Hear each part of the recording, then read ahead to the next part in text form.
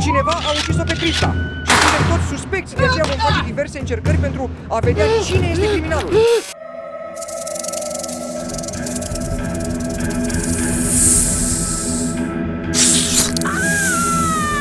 Wow, ce revistă grozavă, Gia Army! Ce s-a întâmplat cu Krista? Krista, ce s-a întâmplat? Ce s-a întâmplat, Krista? Cineva m-a omorât. Oh, nu pot să cred! Nu! Nu! Nu! Voi găsi ucigașul Cristei! Crista a fost ucisă și cineva dintre voi este criminalul și nu am încredere în niciunul dintre voi! Liniște! Sunteți cu toții suspecți? Hai să vedem dovezile! Este foarte rapid acest tip. Da, și de asemenea este foarte înalt. E ca Tarzan? Da, o urmărește cu binoclul. Stop! După cum înțelegeți, criminalul este rapid, agil și se cațără foarte sus. Să mergem acum la prima provocare. Prieteni, eu nu pot face această încercare, am frică de înălțime.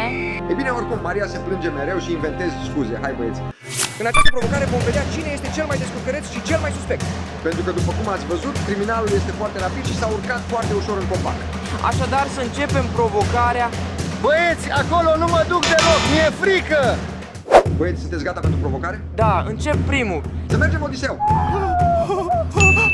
Mi-e frică. Înfricoșător, băieți, este înfricoșător. Băieți, cred că pentru mine este foarte ușor. Băieți, că mi-este foarte frică, dar trebuie să avem răbdare. Asta este cel mai important. Băieți, Odiseu nu se simte bine. Eu în locul lui aș fi căzut de 20 de ori. Ești următorul Dimon, acum ai rândul. Nu vreau să fac nimic. Da, am reușit. Haide, Dimon, poți să o faci. Ok, de aici mi-e foarte frică, dar pot să o fac. O să fac asta, băieți, ca să găsim criminalul lui Krista. Îmi este foarte frică. Băieți, dacă cad, să știți că vă iubesc, abonați-vă cu toții pentru mine, bine? Ajung, mai am puțin. Sunt la mijloc. Băieți, Dimon se descurcă, bravo. Am reușit, da, băieți, dacă am reușit eu. Și voi puteți obține orice doriți în viața voastră. A venit rândul meu, băieți, încep. Așa. Secretul aici, băieți, este să nu te uiți. Jos, nu te uita. Stas nu se teme de nimic, băieți. Mai este puțin mai este, băieți. Opa! Sfârșit, mai ușor ca niciodată. Cel mai nevinovat era fricoșul Rafariu, pentru că nu făcea nimic. După mine, cel mai suspect este Stas. Da, desigur, doar pentru că sunt șmecher, sunt cel mai suspect. Nu merge așa, frate. După cum ați înțeles din prima încercare, cel mai suspect este Staș. Băieți, sunt doar foarte bun. Ce să fac? Nu e vina mea și nu sunt un criminal. Dar nimic nu este sigur, așa că hai să trecem acum la a doua dovadă. Să mergem.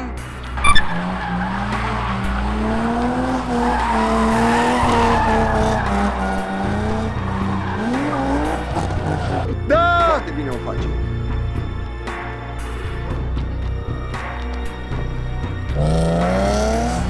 Krista,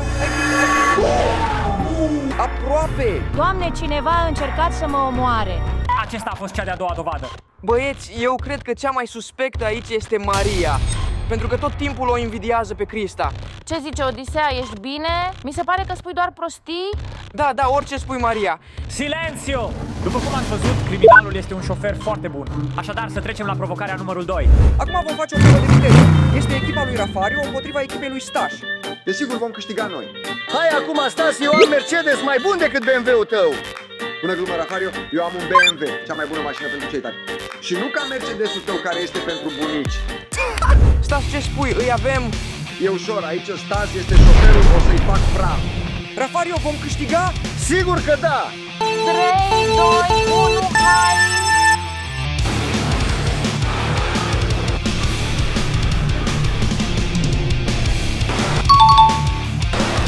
Da! Tată, chiar BMW! Prieteni, Stas și Odisea s-au câștigat. Ușor, am spus că BMW-ul va câștiga, mă duc să-l tachinez pe Rafario. Vin și eu. Nu, Odiseu, tu stai aici, Stas va termina repede. Bine...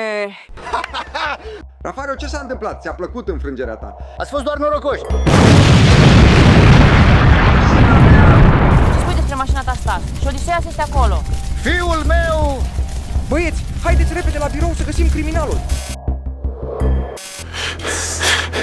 Tu, ce faci acolo? Ce s-a întâmplat aici? Maria! Maria! Băieți, cineva mi-a omorât soția. A murit Odiseu și cineva mi-a ucis și pe Maria. Nu-i nimic, Stas, viața merge mai departe. Nu, viața nu continuă pentru mine, nu mai pot așa. După cum ați văzut, ucigașul Mariei avea foarte multă putere. Deci să trecem la următoarea provocare. Hai să găsim criminalul! În această provocare vom sparge obiecte cu diferite unelte. Cine sparge obiectele mai bine este cel mai suspect. Eu sunt cel mai puternic dintre toți, voi sunteți copilași! Acest lucru nu este bun. Eu sunt mai puternic decât tine, mic vierme! Deci, Stas începe primul. Am ales bâta și voi sparge acest dulăpior. Stas, tata!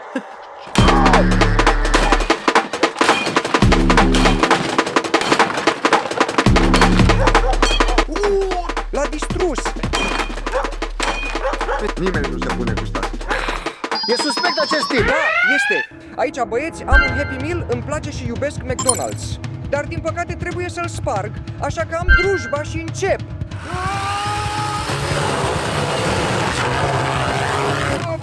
De aici, mergem și pe acolo. Stați, nu o sparge bine, poate o face intenționat! Da, ca să nu pară suspect. Inutil, nu se sparge. Așa, așa. L-am făcut bucăți. Am doar 5 secunde și mașina se va distruge! Acesta va fi un spectacol. Mi-e puțin frică să văd asta. Haide, vino!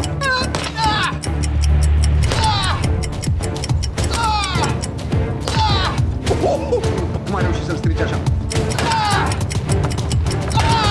Salut! Și el armidoar! Stai, cred că Rafariu a ucis prietena mea. Da, este posibil. Ați terminat testul, să trecem la următoarea probă.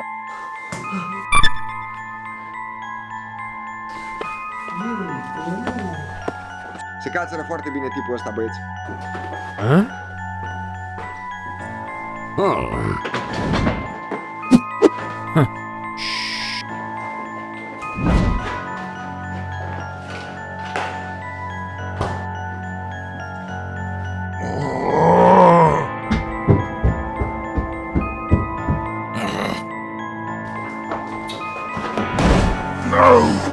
ăsta e nebunie.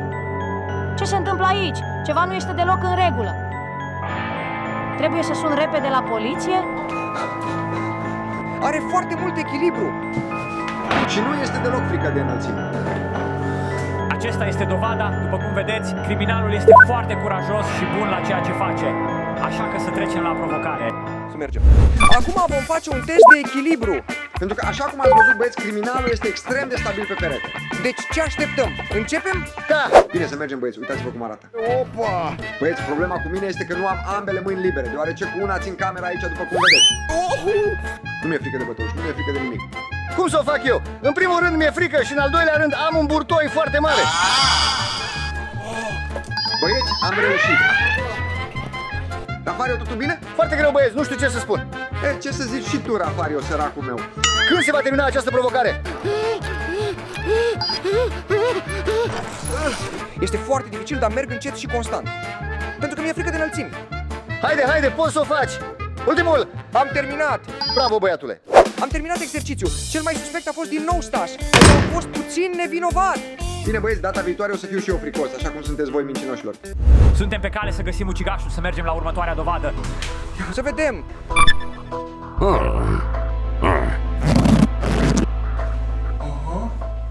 Așa de sus? Uite! Uite ca un profesionist. Nu se teme de nimic. Destul. Hai să mergem la încercare acum. Am văzut că ucigașul a coborât de pe terasă pe balcon foarte ușor. Aceasta înseamnă că s-ar putea să urce ușor, deci asta vom face. Da, mai ales Rafario, care parcă este însărcinată. Cum va face? Nu te stresa niciodată și niciodată. Rafario știe ce va face. Rafario, tu începi primul. Da, confortabil, hai să mergem. Vom vedea ce va face. Doar să nu cazi. Destul. Până la jumătate, bine, nu a făcut-o și rău. Rafario, te dădeai mare atâta timp doar ca să faci asta.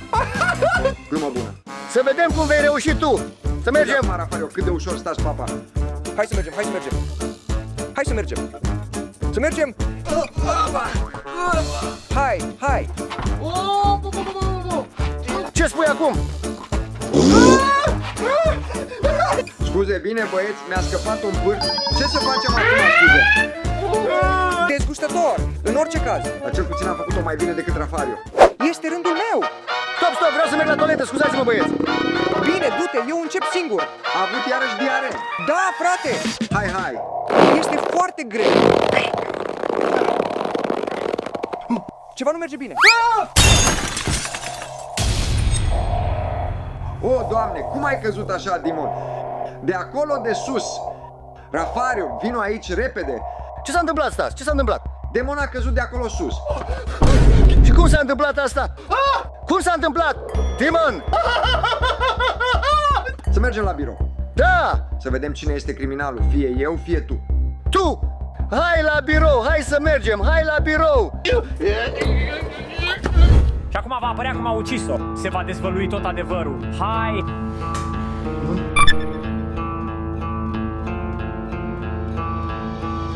Uite! Un șarpe! Atenție, atenție! Nu, frate! Am mușcat-o. Așa a murit în cele din urmă Crista. Așa cum am văzut, criminalul nu se teme de șerpii veninoși. Deci să mergem la ultima provocare. Vom vedea că tu ești criminal. Da, ne vom uita Tu la i-ai asta! ucis pe toți. Mi se pare că tu i-ai ucis! În această provocare, băieți, am adus un șarpe adevărat aici. Și oricine nu se teme de el este suspect. Mi-e puțin frică, da. Oprește-te, da. Uitați, băieți! Asta este un șarpe adevărat! Eu nu mi-e frică. Uite-te cum mă privește! Miroase-mă, dă-mi 1000! Cred că este rândul tău. Să o iau singur sau puteți? Adu-l! Ce este, Rafario? Ți-e frică? Ți-e frică. Unde merge? Ce s-a întâmplat? Ce s-a întâmplat, băieți? Ce mai faceți, băieți? Băieți, incredibil! Șarpele l-a mușcat pe Rafario. Rafario a murit. A fost un accident. Domnule ofițer de poliție, vreau să vă fac o mărturisire. Da, spune-mi. Eu doar voiam să o sperii, nu voiam să o rănesc. I-a luat tot timpul fratelui meu și nu avea deloc timp pentru mine, Dimon. Și acesta a fost un motiv serios să o ucizi. Eu nu am vrut să o rănesc, doar am vrut să o sperii. A fost un accident. Și cine i-a omorât pe ceilalți, nu știu, eu n-am făcut nimic. Bomba este gata, mașina va exploda. Credeam că este din plastic, nu adevărat. A fost un accident, nu pot să cred.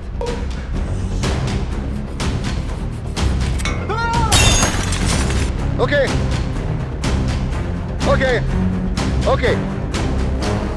Bine, perfect. Nu știu ce spui, dar vei merge la închisoare. Știu că merită asta. Haide înainte!